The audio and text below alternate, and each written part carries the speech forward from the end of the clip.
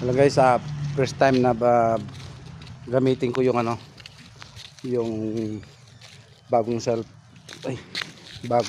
bagong cellphone ko sa pagba-vlog. Nandito po tayo sa kung saan nakatira si Mrs. sa Pista Community of San Rafael, Tarlac. Ayan siya guys. Marami ganito po yung yung posisyon mga bahay. Ganyan. Ganyan. So pupunta po kami ng labas, bibili kami ng kasi tag-ulan. Magluluto kami ng sinampalukang manok. Han, saglit.